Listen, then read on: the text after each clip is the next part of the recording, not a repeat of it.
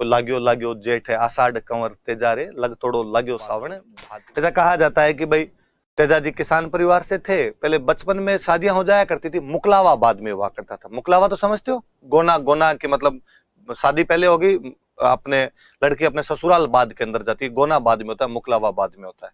हालांकि पंजाबी की एक बहुत अच्छी मूवी है मुकलावा, निक्का जेलदार की, आपको टाइम मिले तो पेपर के बाद में कभी देख लेना, उसके अंदर मुकलावे की कहानी और अच्छे से समझाई हुई है। तो तेजाजी महाराज की शादी हो रखी थी, मुकलावा नहीं हुआ था, पनेर उनका ससुराल हुआ करता था। पहले चूंकि गांव में खेती ही मुख्य साधन हुआ करता था, आज दिन तक भी खेती दिखाई देता है हमें, किसान परिवार हुआ करते थे। ये पश्चिमी राजस्थान मारवाड़ का देश, दूर दूर तक ना बंदा ना बंदे की जात, पीने का पानी हुआ नहीं करता था यहाँ पर, गर्मी पड़ती भयंकर वाली। अभी भी गांव के अंदर जब मई जून वाले महीने होते हैं तो 9 बजे के बाद में चिलचिलाती धूप होती है, घर से बाहर निकलने का मन नहीं करे आदमी का। उस धूप के अंदर कोई हल जोतने के लिए खेत के अंदर जाए तो कितना वो महसूस करता होगा व्यक्ति। तो अक्सर पहले सुबह सुबह जल्दी हल जोतने के लिए निकलते, अब तो ट्रैक्टर वगैरह आगे साधन हो गए, पहले जब हाथों से हल जोतने पड़ते थे, पशुओं से हल जोतने पड़ते थे, तो सुबह जल्दी निकलते, झांझर के निकल जाएंगे, 4 बजे निकल जाएंगे। तो तेजाजी महाराज भी हल जोतने के लिए अपने खेत गए हुए थे। अक्सर गांव में जब पुरुष खेत में काम करने के लिए सुबह जल्दी निकल जाते हैं, तो सुबह अब इतना जल्दी तो खाना कहां से खा के जाए, तो महिलाएं एक पीछे से खाना लेके जाती है, गांव में बोलते हैं भातो है कि भाता लेके जाती है। तो जो तेजाजी महाराज के भाभी जी थे वो खाना लेके जाया करते थे।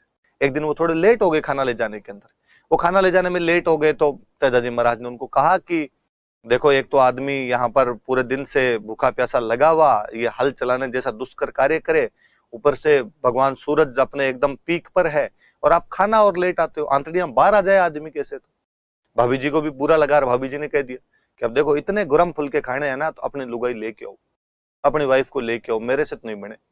तेजाजी को बात बड़ी बुरी लगी। तेजाजी ने कहा आप तो खाएंगे तो अपने वाली के हाथ की खाएंगे, और तेजाजी अपनी पत्नी को लाने के लिए पनेर चले, एकदम सुसज्जित वेशभूषा के अंदर, वही यूं शेरवानी सब पहनी हुई, भाई एक तरीके से जवाई पहली बार अपने ससुराल जा रहा है, साफा बांधा हुआ, तलवार भाला पास में लिया हुआ, कि वापस जब महिला को साथ में हुआ करती थी ना आते समय, तो महिलाओं के पास गहने हुआ करते, गहनों के चक्कर में कोई लूटपाट ना हो जाए इसलिए हथियार लेके जाया करते थे। तो दूल्हे के पास तलवार और ये सब कंसेप्ट इसी वजह से आए।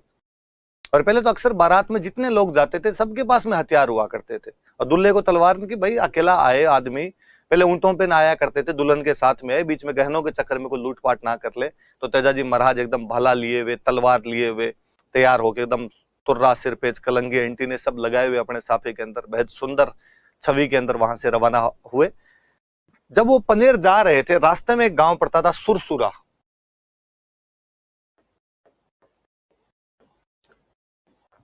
एक महिला थे वहां पे लाछा नाम करके, गुर्जर जाति की महिला थे, एक लाछा नाम करके गुर्जर जाति की महिला थे।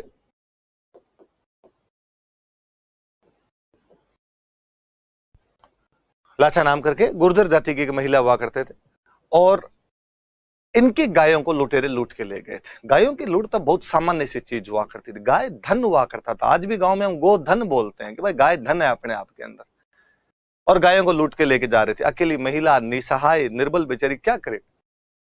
जब उसने तेजाजी महाराज को जाते हुए देखा कि एक व्यक्ति एकदम हथियारों के साथ नौजवान वहां से गुजर रहा है, तो वो घोड़ी के आगे आई, लीलन के आगे आई, और उसने हाथ जोड़े, तू मेरे धर्म का भाई है, मेरी गायों को उठा के ले गए, मेरी गायें बचा। ये सुनते तेजाजी का भी यूं रोंगटे खड़े, उनको लगा यार कोई गायों की लूट कैसे कर सकता है, गायों को बचाना मेरा धर्म है। और उन्होंने कहा कि भाई तू तो रो मत, तू ये बता किस साइड के अंदर गए, बाकी मैं देख लूंगा उन सबको। उसने बेचारे ने इशारा किया कि साइड के अंदर गए, और कहते तेजाजी महाराज उधर निकले, उन लुटेरों के साथ में गजब वाला युद्ध करते हैं, उन लुटेरों को भगा देते हैं वहां से, गायों को बचा कर लाते हैं। पर तेजाजी उस युद्ध में घायल, लथ पथ, खूनम खून हो जाते हैं।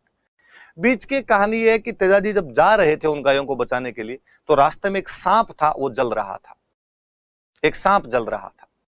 और उस जलते हुए, ऐसा गांव के अंदर भी कहा जाता है कि सांप को मारने के बाद में उसे जला देना चाहिए। सांप को मारने के बाद में यदि जला दिया जाता है तो सांप को मुक्ति मिल जाती है। ऐसी कहानियां है कि यदि सांप को मारने के बाद में जलाते नहीं हो तो सांप पुनः जीवित हो जाता है।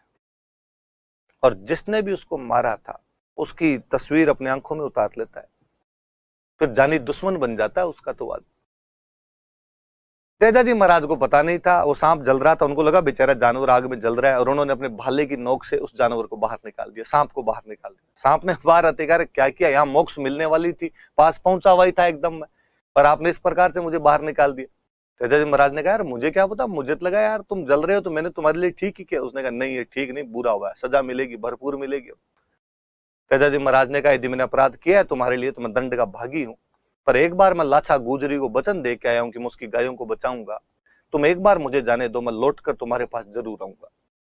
उसने कहा मैं यही वेट कर रहा हूं। तो तेजा जी ने कहा पक्का, मैं अपने वचनों को भंग नहीं करूंगा, मैं वापस आ जाऊंगा तुम्हारे पास में। तेजा जी गायों को बचाते हैं। उस युद्ध में घायल होने के बाद वो पहुंचते हैं उस सांप के पास, और उस सांप को कहते हैं कि भाई अब बता क्या दंड चाहिए।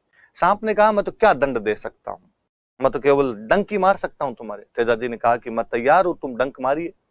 तो उसने कहा मारूं कहां, चारों तरफ तो खून खून टपक रहा है तुम्हारी। तो तेजा जी महाराज ने कहा कि मेरी जीभ पे तो तलवार नहीं लगी, तुम मेरी जीभ पे डंक मार सकते हो। आज दिन तक आप गांव में तेजा जी महाराज के जितने मंदिर देखोगे उनमें जो तस्वीरें मिलेगी अक्सर आपको, उनमें तेजा जी महाराज की जीभ पे सांप डंक मार रहा है। कहते सांप के काटने से तेजा जी महाराज की मृत्यु हो गई थी, पर उन्होंने कहा उस दिन कि आज मेरी मृत्यु भले ही सांप के काटने से हो रही हो, लेकिन आज के बाद मैं किसी की भी मृत्यु सांप के काटने से तो नहीं होने दूंगा। हम तेजा जी महाराज को भी सर्प रक्षक देवता के रूप में पूजते हैं। एक व्यक्ति जिसने अपने वचनों की रक्षा के लिए एक सांप को वचन दे गया था, उसके बावजूद उन्होंने अपने प्राणों को न्यौछावर कर दिया। एक व्यक्ति जो एक महिला की गायों को बचाने के लिए लुटेरों से भिड़ गया था। एक व्यक्ति जो गायों की रक्षा के लिए अपना शरीर होम कर देता है। उस महान तेजस्वी पुरुष को, तेजा जी महाराज को हम गांव के अंदर धोखते हैं, उनकी पूजा करते हैं। लिखो। तो पहले तो ये मंदिर ओरिजिनली सुरसुरा के अंदर ही हुआ करता था, बाद में इस मंदिर को जो पर्वतसर के अंदर शिफ्ट किया गया था। पहले ये मंदिर वहां सुरसुरा के अंदर ही बना हुआ था। दोनों बातें लिख लेते हैं अपने। लिखो। लाछा नामक गुर्जर महिला की गायों को बचाते हुए तेजा जी घायल हो गए थे। लाछा नामक गुर्जर महिला की गायों को बचाते हुए तेजा जी घायल हो गए थे। Teja ji got injured. Teja ji got injured while protecting cows of a Gurjar woman named Lacha. Teja ji got injured while protecting cows of a Gurjar woman named Lacha. Teja ji लाछा नामक गुर्जर महिला की गायों को बचाते हुए घायल हो गए थे। लाछा नामक गुर्जर महिला की गायों को बचाते हुए घायल हो गए थे। लाछा नामक गुर्जर महिला की गायों को बचाते हुए घायल हो गए थे तथा एक सांप के काटने से उनकी मृत्यु हो गई थी। तथा एक सांप के काटने से उनकी मृत्यु हो गई थी। And he died due to snakes biting. And he died due to snakes biting. तथा एक सांप के काटने से उनकी मृत्यु हो गई थी। तथा एक सांप के काटने से उनकी मृत्यु हो गई थी। एंड ही डाइड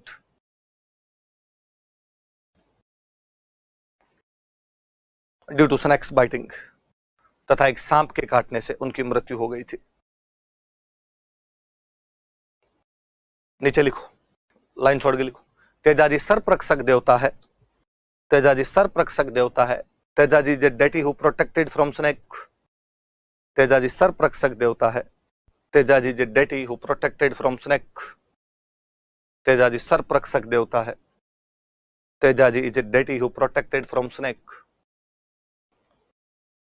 अब भाई वही मैंने बताया, गांव में सांप ज्यादा आते हैं। तेजा जी महाराज खुद किसान थे, तो आज भी गांव में किसान जब हल जोतते हैं उसमें तेजा जी के गीत गाते हैं। कोई आपसे पूछेगा कि खेतों में हल जोतते समय किसके गीत गाए जाते हैं, तो तेजा जी महाराज के।